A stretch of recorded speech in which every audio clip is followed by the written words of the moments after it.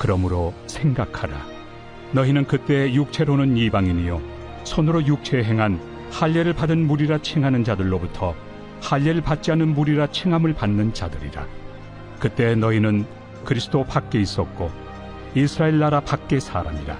약속의 언약들에 대하여는 외인이요 세상에서 소망이 없고 하나님도 없는 자이더니 이제는 전에 멀리 있던 너희가 그리스도 예수 안에서 그리스도의 피로 가까워졌느니라. 그는 우리의 화평이신지라. 둘로 하나를 만드사 원수된 것 곧 중간에 막힌 담을 자기 육체로 허시고 법조문으로 된 계명의 율법을 폐하셨으니 이는 이 둘로 자기 안에서 한 새 사람을 지어 화평하게 하시고 또 십자가로 이 둘을 한 몸으로 하나님과 화목하게 하려 하심이라. 원수된 것을 십자가로 소멸하시고 또 오셔서 먼 데 있는 너희에게 평안을 전하시고 가까운 데 있는 자들에게 평안을 전하셨으니 이는 그로 말미암아 우리 둘이 한 성령 안에서 아버지께 나아감을 얻게 하려 하심이라. 그러므로 이제부터 너희는 외인도 아니요 나그네도 아니요 오직 성도들과 동일한 시민이요 하나님의 권속이라. 너희는 사도들과 선지자들의 터 위에 세우심을 입은 자라. 그리스도 예수께서 친히 모퉁이 돌이 되셨느니라. 그의 안에서 건물마다 서로 연결하여 주 안에서 성전이 되어가고 너희도 성령 안에서 하나님이 거하실 초소가 되기 위하여 그리스도 예수 안에서 함께 지어져 가느니라.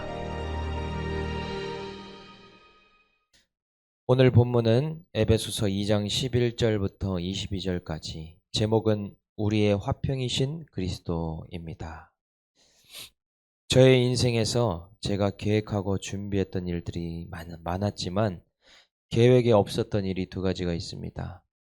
한 가지는 목회자가 된 것이고 또 다른 한 가지는 경남 사람인 제가 강남 사람을 만나 결혼하게 된 것이죠. 사람이 자기의 마음으로 길을 계획해도 인도하시는 분이 하나님이시죠. 그때에는 하나님이 제가 구하지도 않은 물질을 선물로 주셔서 부자가 되게 하시려나 하는 생각을 했지만 이후에는 깨닫게 되었습니다. 어떠한 사명이 있기 때문에 하나님께서 만나게 하시는 만남들임을 알게 되었죠. 그런데 지금은 처가 되게 되었지만 처음에 그 집에 인사드리러 갔을 때 모습들이 떠오릅니다. 뭐 하나 가진 것 없는 제가 무슨 자랑할 것이 있겠고 미래를 대비할 어떤 능력이 있었겠습니까? 딸 가진 부모의 마음이 같고 안정적인 곳에 보내고 싶은 마음이었을 것 같습니다. 그래서 저는 제가 할 수 있는 것이 없어 그냥 가서 무릎을 꿇고 꿀먹은 벙어리가 될 수밖에 없었습니다. 지금 생각해 보니까요, 정말 그곳에서 저는 이방인과 같았습니다. 나는 누구고 여기는 어디인가 라는 생각이 들었고 세상적인 기준과 가치로 저는 소망이 없는 자였던 것 같습니다. 이것이 저의 결혼 전의 모습이었고, 그런데 결혼을 하고 자녀가 생기고 애프터의 모습은 조금 달라지게 되었습니다. 지금은 조금씩 장인어른과도 관계가 좋아지게 된 부분이 있고 또 그 처가의 한 가족 구성원으로 받아들여지게 된 모습이 지금 현재의 모습입니다. 그런데 오늘 본문의 에베소 교인들이 딱 이런 상태인 것 같습니다. 영적으로나 신앙적으로 봐도 에베소 교인들은 이방인 중에서도 이방인의 모습을 하고 있었다는 것이죠. 혈통으로나 육정으로나 이 은혜의 반열에 낄 수 없는 자격이 전혀 없는 자들, 그런 모습이 오늘 에베소 교인들의 모습이었습니다. 오늘도 역시나 바울은 세 가지 단계로 나누어서 에베소 교인의 이방인 되었던 비포의 상태와 예수 그리스도의 십자가 사역과 십자가 이후의 에베소 교인의 애프터 상태, 이렇게 세 가지로 설명합니다. 완전수 3의 논리로 계속해서 편지를 쓰고 있습니다. 먼저 첫 번째 단락 11절부터 12절, 에베소 교인들의 이방인됨을 말합니다. 11절에 그러므로 생각하라. 너희는 그때의 육체로는 이방인이요 손으로 육체에 행한 할례를 받은 무리라 칭하는 자들로부터 할례를 받지 않은 무리라 칭함을 받는 자들이라. 너희는 생각하라. 무엇을 생각하느냐? 너희는 육적으로 이방인이었고 할례적으로도 무할례자들이었다라고 하는 것이죠.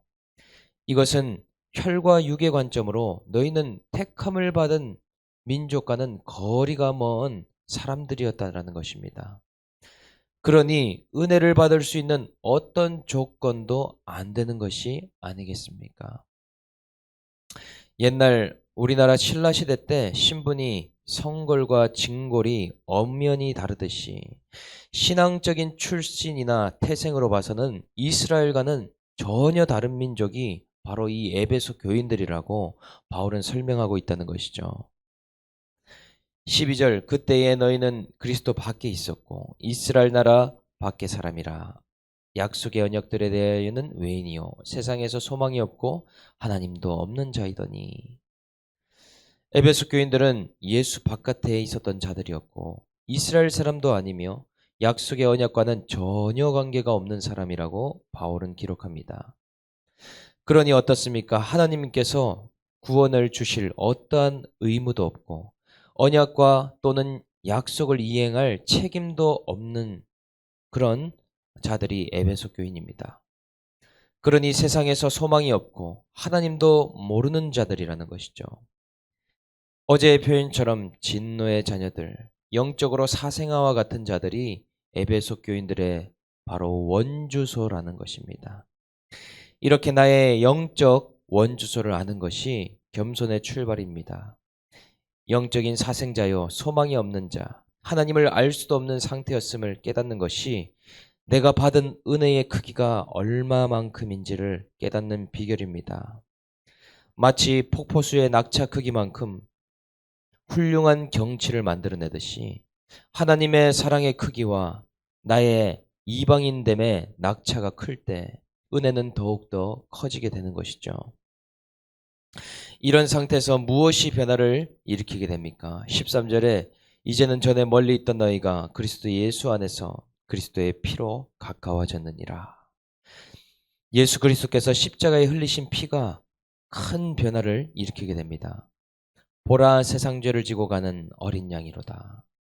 흠도 없고 점도 없는 예수 그리스도의 보혈로 말미암아 에베소 교인들도 우리도 영적인 성골이 되었다는 것이죠. 이런 일은 세상에서도 없는데 귀족 출신인 진골도 아니었는데 왕족이 된다면 누가 믿을 수가 있겠습니까? 완전 이방인이고 외국인이며 영적 뜨내기와 같은 사람들이었다는 것이죠. 그러나 이러한 자도 하나님과 가까이 만들어주는 것이 바로 예수 그리스도이시고 그분이 다 이루었다고 하신 그분의 사역이십니다. 예수님이 어떤 일을 행하셨는지를 모르면 우리는 회개의 담력을 얻을 수가 없고 하나님과 가까이 지낼 수 없다는 것입니다. 이것이 바로 복음의 비밀이라는 것이죠. 그런데 무슨 일이 일어났습니까? 14절부터 16절 그는 우리의 화평이신지라 둘로 하나를 만드사 원수된 것 곧 중간에 막힌 담을 자기 육체로 하시고 법조문으로 된 계명의 율법을 폐하셨으니 이는 이둘로 자기 안에서 한 세 사람을 지어 화평하게 하시고 또 십자가로 이 둘을 한 몸으로 하나님과 화목하게 하려 하심이라. 원수된 것을 십자가로 소멸하시고 예수님께서는 모든 막힌 담을 십자가로 하셨다고 합니다. 유다인과 이방인의 경계를 허무시고 택자 이스라엘과 이방 국가의 벽을 무너뜨리시며 하나로 만들어 주셨다고 말씀하십니다. 또한 하나님과 모든 인간 사이에 원수된 것, 곧 죄의 담을 허물어 주셨습니다. 그리스도 안에서는 더 이상 외인과 내인이 없고 이스라엘과 이방인이 없고 택자와 안택자가 없다는 것이죠. 그래서 법조문으로 주신 율법을 폐하시면서 십자가 아래에서 하나님과 화목해 된 모든 자를 화평케 만들어 주셨다고 말씀합니다. 왜냐하면 모두가 죄사함 받아야 할 죄인이기 때문에 십자가 안에서 하나 된다는 것이죠. 십자가를 통해 하나님과 화목하게 된 자들은 새 사람이 되어 화평케 됩니다. 하나님과 화목하지 못하면 반대로 사람과도 다투게 된다는 것이죠. 자기의 죄를 보지 못하고 나의 죄를 회개하지 않으면 화날 일이 끊임없이 있을 수밖에 없고 죄성으로 인해서 미워할 수밖에 없는 것이죠. 영의 원리와 육의 원리가 같습니다. 이론론이라는 것입니다. 그래서 세 번째 단락, 이런 예수님의 사역으로 애프터의 모습이 나옵니다. 17, 18절. 또 오셔서 먼 데 있는 너희에게 평안을 정하시고 가까운 데 있는 자들에게 평안을 전하셨으니 이는 그로 말미암아 우리들이 한 성령 안에서 아버지께 나아감을 얻게 하려 하심이라. 하나님께서는 예수 그리스도를 통해서 가까운 데 있는 유대인과 먼 데 있는 이방인들에게 똑같이 평안을 전하십니다. 예수님은 더 이상 어떠한 차별을 두시지 않습니다. 복음 안에 먼저 된 자가 나중되게 하시고 나중된 자가 먼저 되는 것처럼 더 이상 인종에 상관없이 민족에 상관없이 예수께 나오는 자마다 성령 안에서 동일하게 하나님 아버지께 나아갈 수 있도록 하게 하신다는 것이죠. 이것을 가능하게 한 것이 바로 우리 영혼의 아버지 하나님이시라고 말씀합니다. 그래서 복음에는 차별이 없고 구원에는 인종이 없습니다. 사람을 가리고 차별하는 것은 나의 죄성이고 내가 가진 악일 뿐이지 하나님의 성품이 아니시라는 것이죠. 예수 믿고 성령 안에 있는 자마다 자신 안에 있는 차별을 내려놓고 그리스도 안에 평안을 전하는 자가 됩니다. 예수 안에 평안을 맛보니 남에게도 그 평안을 전하게 된다는 것이죠. 19절 20절 그러므로 이제부터 너희는 외인도 아니요 나그네도 아니요 오직 성도들과 동일한 시민이요 하나님의 권속이라. 너희는 사도들과 선지자들의 터 위에 세우심을 입은 자라.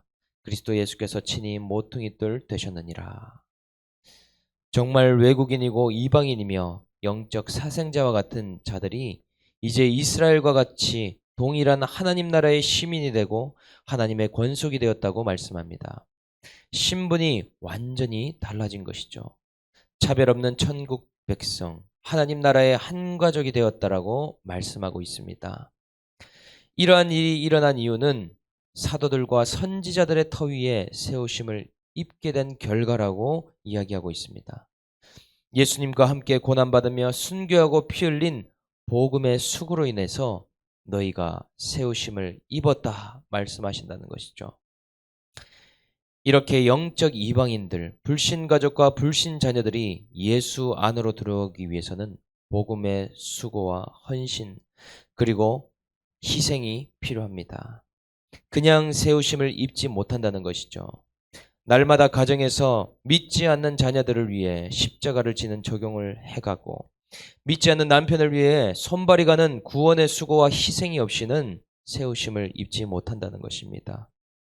구원의 값을 치르지 않고 그들의 영혼이 세워질 수 없다는 것이죠. 21절 그의 안에서 건물마다 서로 연결하여 주 안에서 성전이 되어가고 너희도 성령 안에서 하나님이 거하실 처소가 되기 위하여 그리스도 예수 안에서 함께 지어져 가느니라. 우리는 모두 예수를 모퉁이 돌로 하는 함께 지어져 가는 성전이라고 말합니다. 주님을 믿는 성도는 반드시 공동체 안에서 하나 되어야 합니다. 나 혼자도 성령이 거하시는 성전이지만 지체와 지체가 만나 그리스도의 몸을 이루듯이 반드시 성전과 성전이 만나 함께 지어져 가야 한다는 것이죠. 연약한 가족들 그리고 힘든 지체들과 믿음 안에 하나 되어 함께 걸어가는 것이 성전 건축이라는 것입니다. 오늘 나와 다르고 힘든 지체일지라도 주 안에서 하나 되어 성전으로 지어져 갈 수 있는 저와 여러분들이 다 될 수 있기를 주님의 이름으로 축복합니다. 적용 질문 드리겠습니다. 내 죄를 보고 회개함으로 사람들과도 화평합니까? 하나님과 화목하다가 하면서 사람들과 불화하고 있습니까? 복음과 예수 안에는 차별이 없는데 내가 차별하고 있는 사람은 누구입니까?